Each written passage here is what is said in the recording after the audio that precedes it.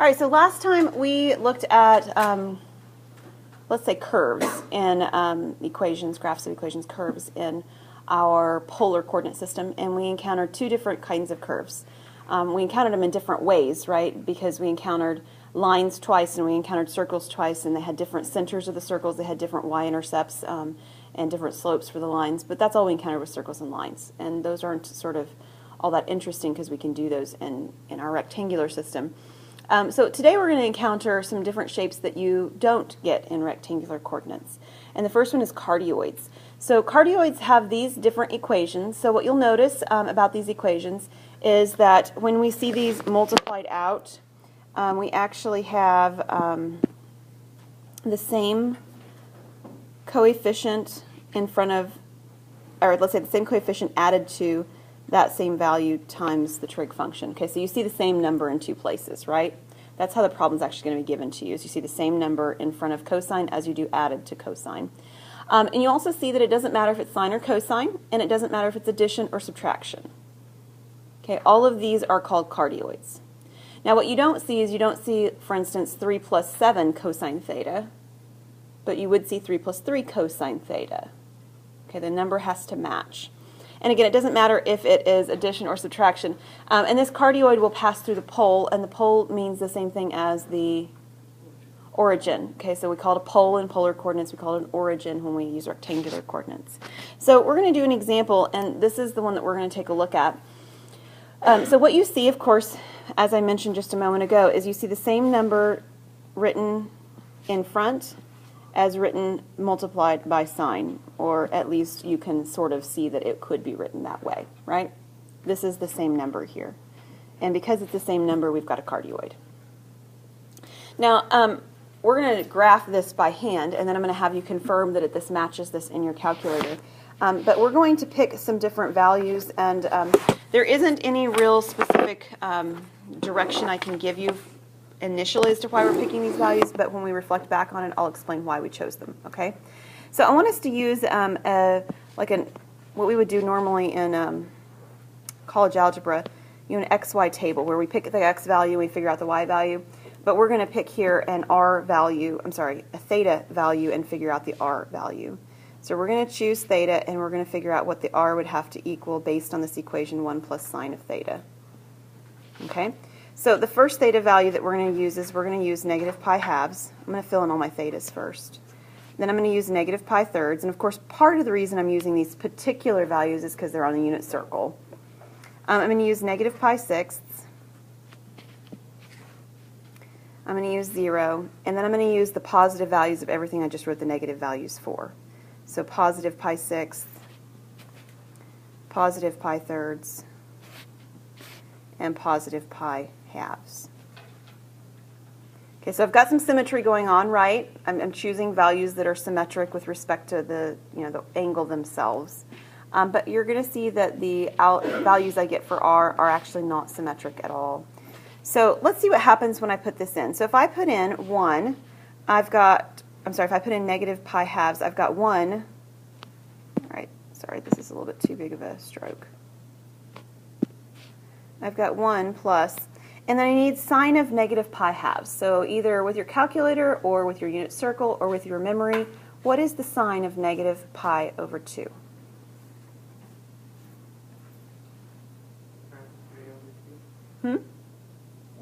It's negative 1. Negative 1. So really remember, right, negative pi over 2 is at the bottom of my, if I'm thinking unit circle, it's the bottom of my unit circle. What's the sine value? It's the y value. The y value at that point is negative 1. And if I add 1 plus negative 1, I get 0. Let me actually make my screen a little bit further across here. There we go. So this is going to give me the R value of 0. And if you've got an R value of 0, where are you? You're at the pole, the origin, right? Because R measures how far you are away, and if you're 0 away, then you're there, right? Okay. All right, let's do negative pi thirds. So I've got, again, 1 plus. All right, so now what's sine of negative pi thirds? Negative square root of 3 over 2. So Okay, I'm not writing very well today for some reason. If I approximate this, because I'm going to need to approximate it in order to draw the picture for this, I'm going to get this is approximately 0.14 or 0.1. So it's very small, right? This is a very small value, so I'm a very small distance away from the origin. How about negative pi 6?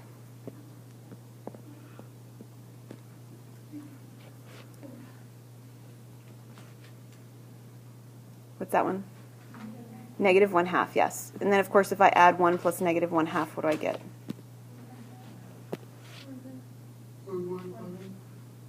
Sorry, I'm trying to fix this screen.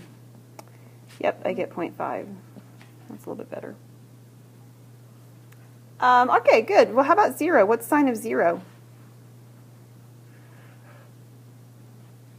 It's 0, so this value is 1. And once I get to pi 6, pi thirds, pi over 2, all of those are going to be very similar to the values I already have for sine, not for the 1 plus. The 1 plus is present in all of these. Right? So what is the sine value of pi over 6? That's 1/2, so it's positive now, right? What's 1 plus 1/2? 1.5, right? And then how about square root 3?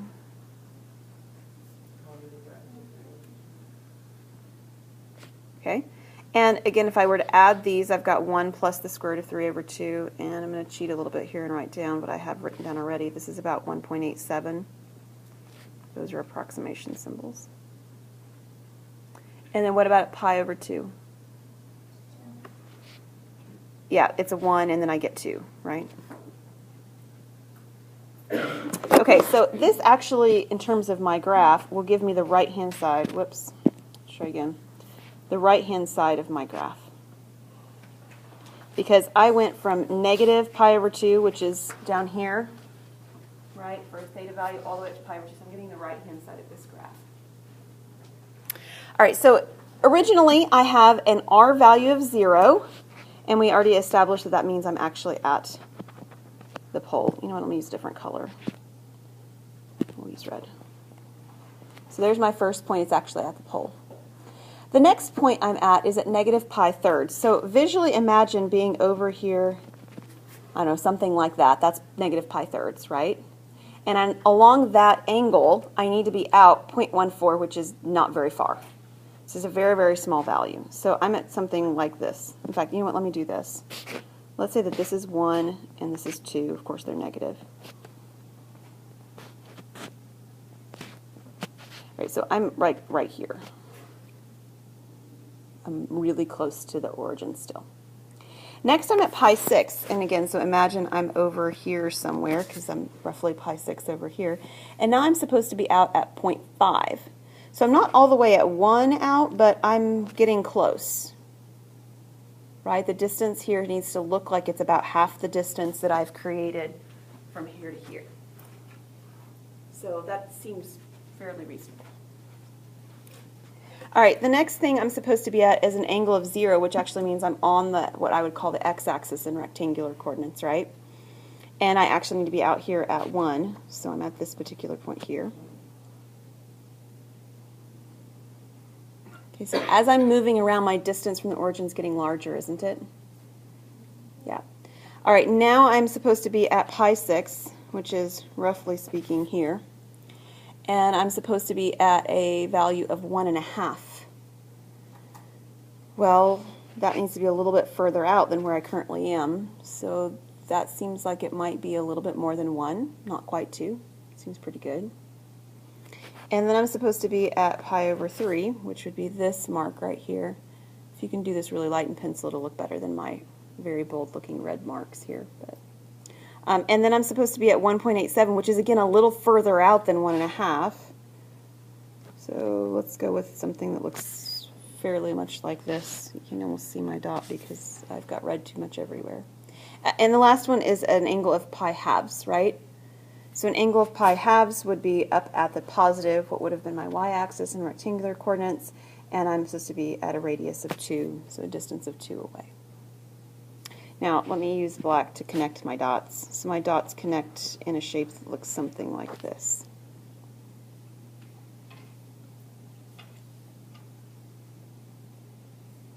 So far, so good? Now here's the cool thing. And here's why I did this actually too. Do you remember when we did inverse trig functions? We did inverse trig functions. In particular, I want to think about doing sine, cosine, and tangent. Those are the ones we primarily talked about. And inverse trig functions for sine were defined to be in the intervals, or in the interval from negative pi halves to pi halves. That was our inverse trig function. Do you remember that? So anytime I told my calculator to do the inverse sine of 2, that wouldn't work, but say inverse sine of 1/2, it would only give me values in quadrants 1 and 4. This is actually why we chose quadrants 1 and 4 here. Because what happens in quadrants 2 and 3 is you get the repeat values. Quadrant 2 and 3 just repeat the same values that quadrants 1 and 4 had. Okay? And when we were doing inverse trig functions, we were trying to avoid the repeats because we needed them to actually be unique, 1 to 1. That's why we did that. So the reason that I only chose values in quadrants 1 and 4 is because the other side of this image is a mirror image. That wasn't very good, but it should have hit right back at the origin. It isn't perfect, but you get the idea that it sort of looks like a little bit of a heart upside down. It's not quite a pointy end at the bottom, at the top of this thing, though. It's a little bit more rounded than that. But this is a cardioid. And it always has this image, if you will, when you have a cardioid that's for sine. Now, it will change how fat the heart is, maybe, or whatever, how drastically you go out or up or whatever, but this is the overall shape. Now, take your calculator so that we can check to make sure your calculator does what you're expecting, but I need to talk to you about how you make your calculator do that. Because we actually haven't graphed anything, we just sort of talked about it last time. So if you've changed it because you're in another math class, make sure you're still in polar coordinates, make sure you're in radians and polar, okay? And then, of course, when you hit y equals, you've got it saying r equals now. And I want to graph 1 plus sine, and if you hit x, it will now say theta. Okay, does everybody have your calculator saying r1 equals 1 plus sine theta? Anybody having trouble getting to there? Okay, the next thing I want you to do is hit window. Again, we talked about this last time as well. I want my window, and again, it doesn't matter whether you go 0 to 2 pi, or negative pi halves all the way around to 3 pi halves. You just want it to go all the way around one time.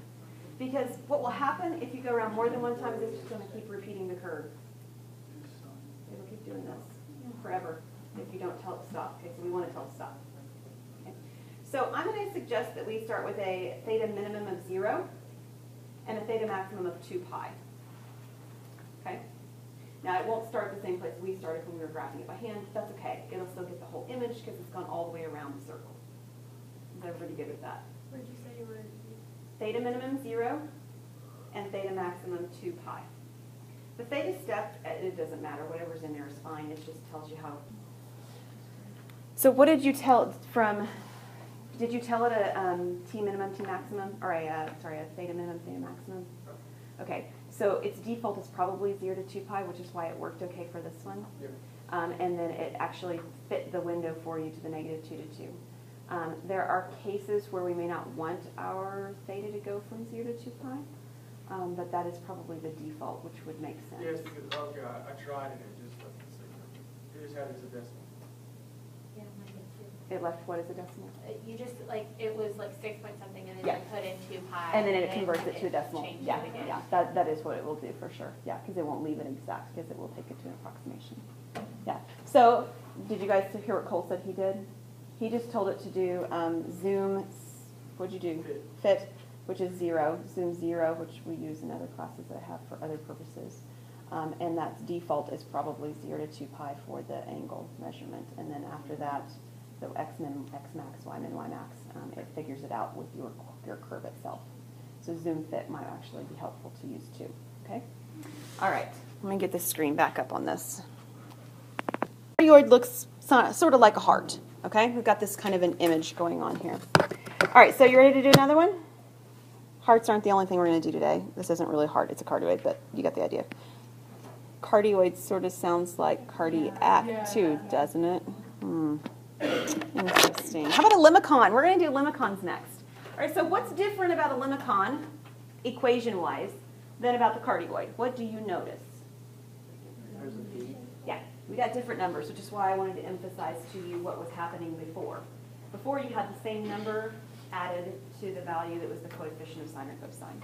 Here you've got different numbers. So here we've got A and we've got B, and we have the condition that A is greater than B. This is important because we're going to see another option for this where A is less than B in a moment.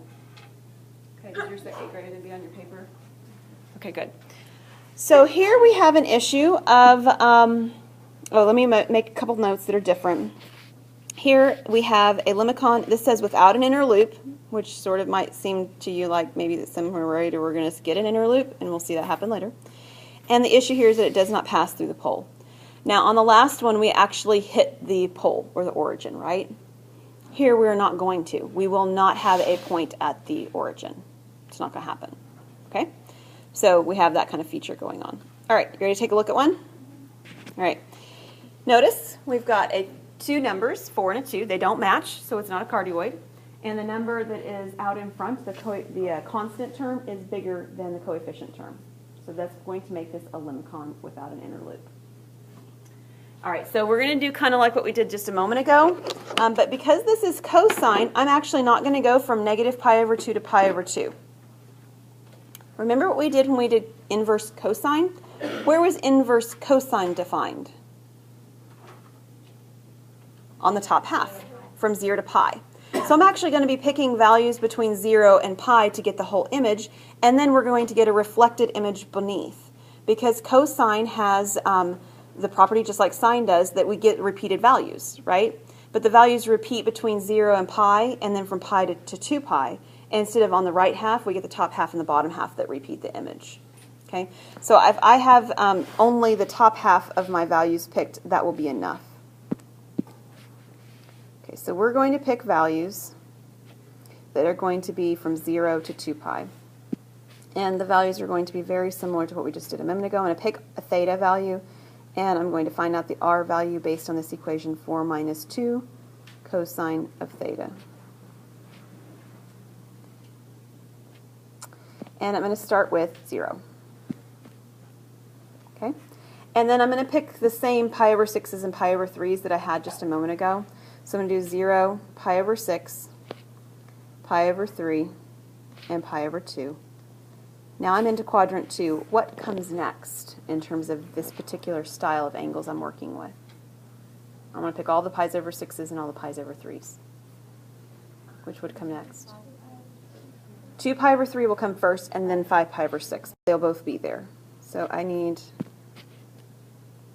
2 pi over 3, and then 5 pi over 6, and then where will I be? At pi. So these are the ones I'm going to pick because it's cosine. It's not because it's a Limicon, okay? I'm doing this because it's cosine.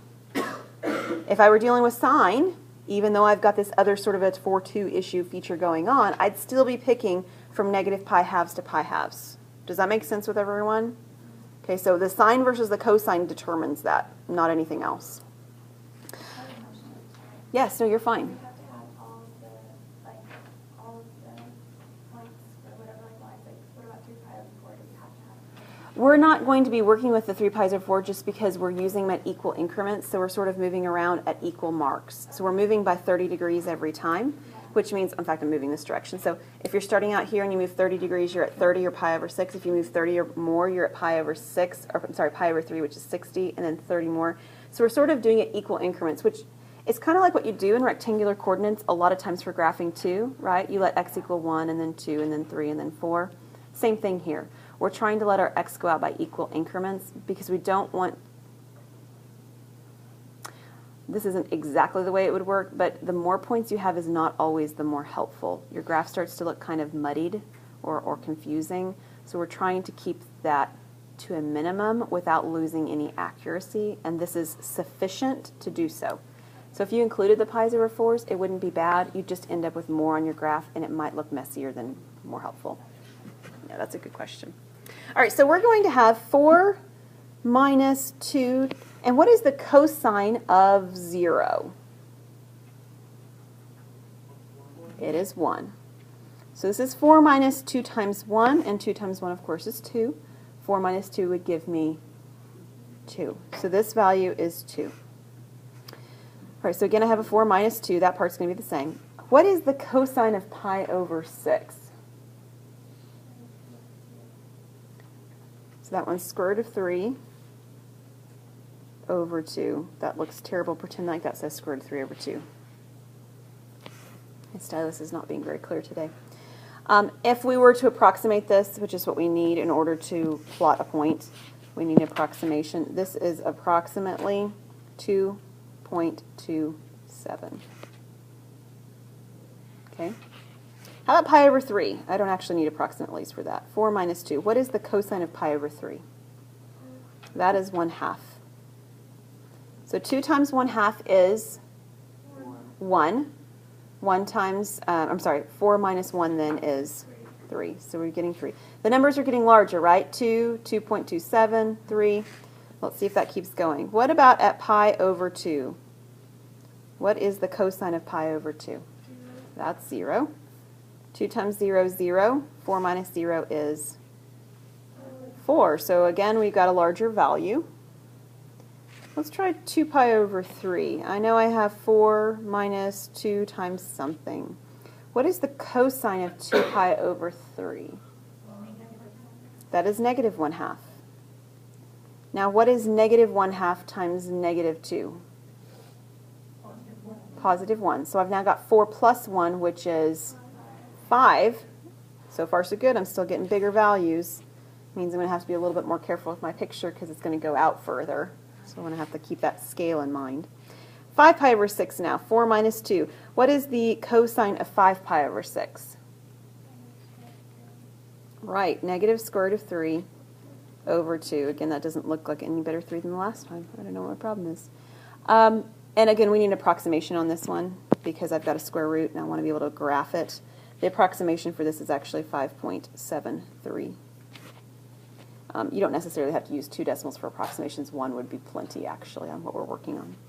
How about pi? What is the cosine of pi? That's negative 1. So what is negative 1 times negative 2? 2 plus 4 is 6. So I'm getting larger and larger values, kind of like the last time I did this, yeah? All right, so let's draw a picture. I need my picture to go out now to 6, don't I? So my scale needs to mark out to 6. And your scale probably is best if you mark them all out to 6 for sort of visual purposes of seeing that they all match.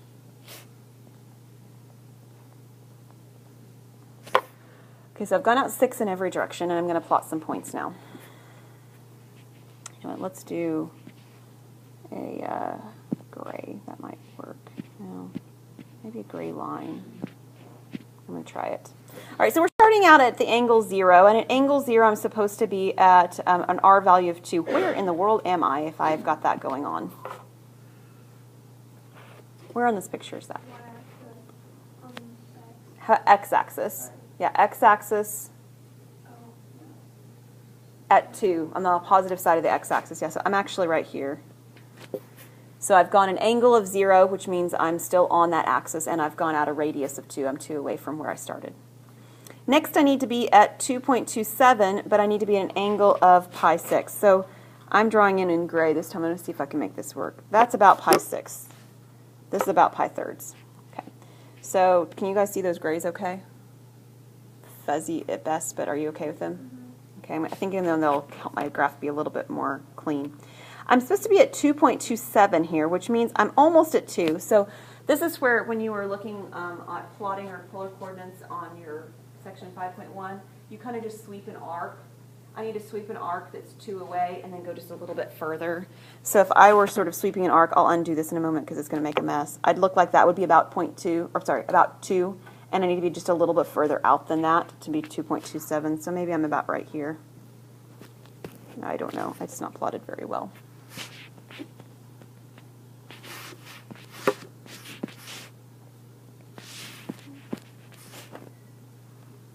Yeah, something like that. All right, my next point is supposed to be at the next gray mark where I've got the angle of pi over 3. And I'm supposed to be out a unit of 3. So that would be close to, anyway, that point right there. It's a little bit off, but that should look about the same distance as the x value of 3 that I've been doing. That looks a little bit better. At pi over 2, I'm at 4. I like plotting pi over 2 because I've got actually a line there already, so there's 4. All right, I'm going to draw an actual measurement then, again, for 2 pi over 3 and 5 pi over 6, which is roughly those right there. At 2 pi over 3, I'm supposed to be at 5. So, no, I don't know, about right there would seem fairly accurate. And then at 5 pi over 6, I'm supposed to be at almost 6. Something like that, 5.73. Looks a little bit more than 5. Seems pretty close. And then when I get to pi, I'm supposed to be at 6. So I'm supposed to be right here. So I'm going to connect all my dots again, just like I did on the last one that we did. I'm going to connect them with black, though.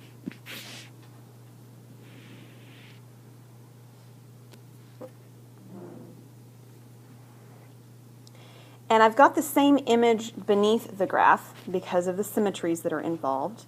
I'm supposed to be going down all the way to 4, right, for it to be the same one. I'm not going to plot the points exactly. I'm just going to sketch with the symmetry that's involved. And it looks something like this. So it's not quite the same heart shape. You do not have quite the indentation on the right-hand side here. Okay, you've got a little bit of one, but not much. Now let's take your calculator and make sure your calculator shows you that same image. And again, reminder here, your calculator is a fabulous tool. It will definitely confirm what you've drawn, but I want to see this XY chart that you've plotted points and that you've sketched some of this by hand. Okay? So y equals, clear what you have in there out. Let's put in 4 minus 2 cosine of theta. And we're going to, let's try what Cole suggested and do zoom fit, which is zoom 0, and see if it'll just give us what we need. It might work just well. Yeah, that's pretty good.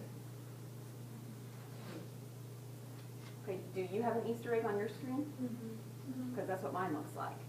Yes, Cole? Why did you plot the point at the bottom? Right here. Why did I plot that? Just to make sure I was going from 4 away, just the symmetry involved. It was just a visual help to myself. Yeah. All right, so you can almost not even see that it indents, right? Now, you know that it does. You know that it does, because we had 2 and then we had 2.27, but 2 and 2.7 aren't very far apart. So you can't even hardly see it. Make sense? Okay, so this is a Limicon without a loop. Let's do a Limicon with a loop.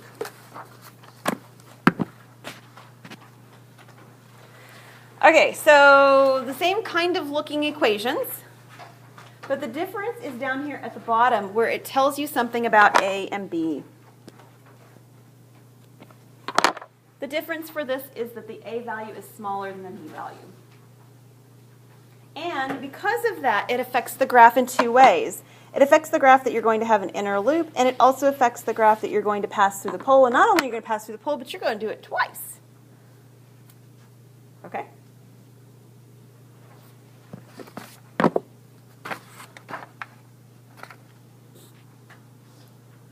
All right, let me use the next screen and we'll do this example.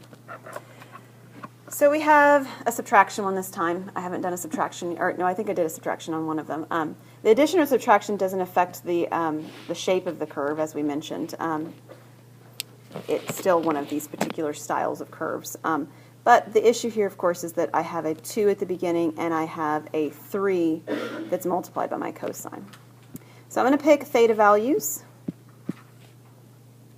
Oops, let me use black. Pick theta values, and I'm going to find the r values based on the equation 2 minus 3 cosine of the theta value that I'm interested in. And as I do that, I've got cosine here. Okay, that tells you something. It tells you how to choose the angles that you're using. So what will we be starting with since I have cosine? 0. And I will be going from 0 to pi. So I'm going to have the same theta setup I had over here. Right? This was my setup over here. I'm going to copy them because I can do that.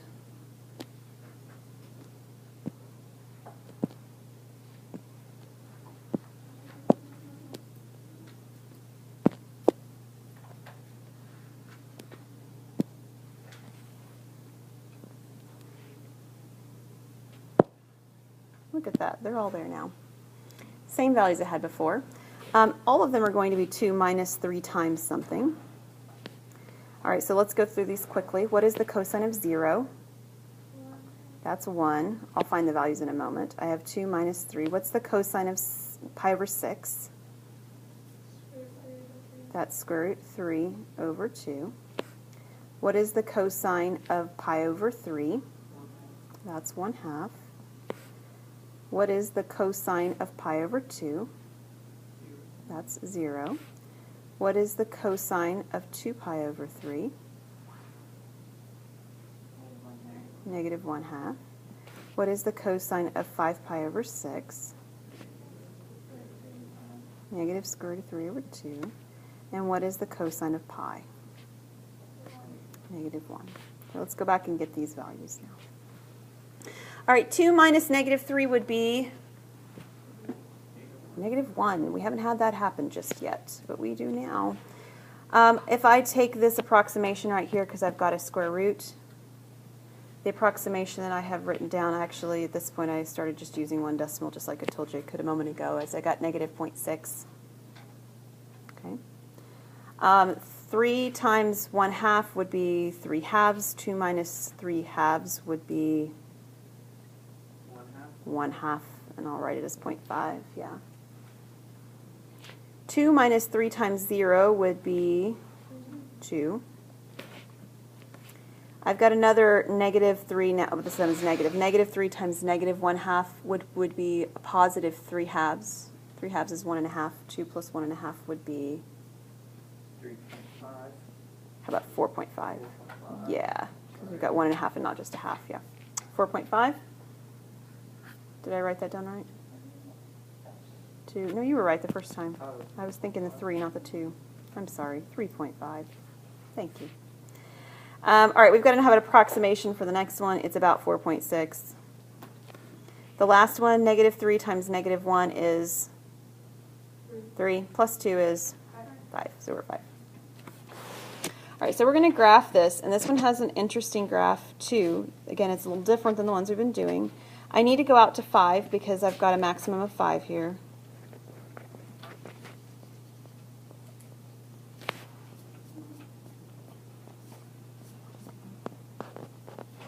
The more accurate your scale, the more it makes sense. So I have to have my measurements drawn in. Let me draw them in like I did just a minute ago. Here's pi over 6. And here's pi over 3.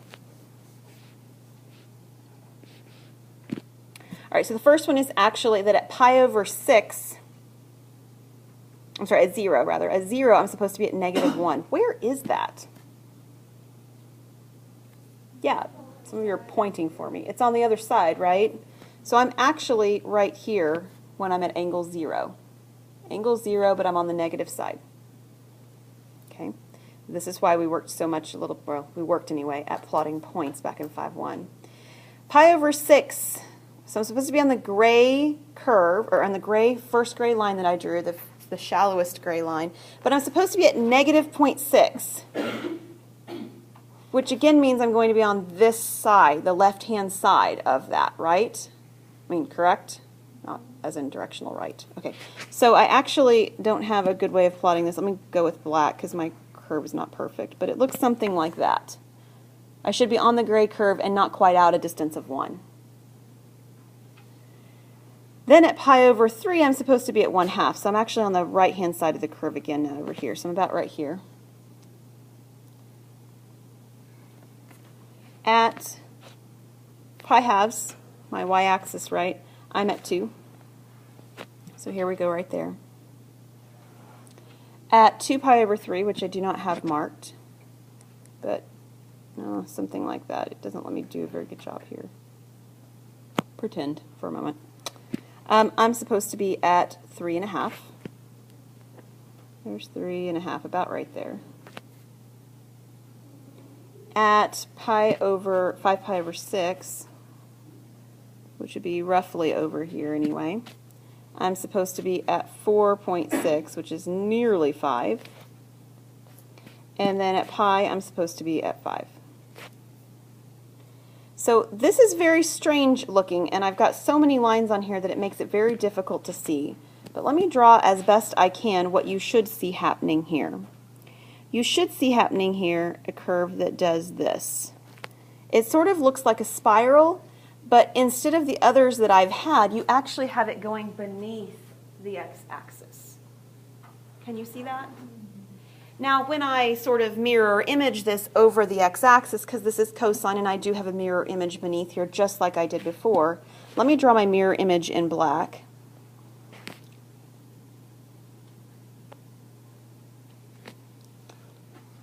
This isn't perfect. In fact, it's very not perfect. It should not look like it's crossing over there. Let me try that one more time.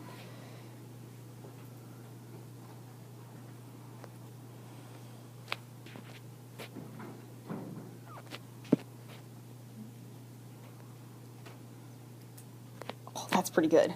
Let's stop there and I'll try again. So we've got a loop. It actually crosses, it should cross at the origin. It doesn't look perfect on mine, but I don't think I can get any better.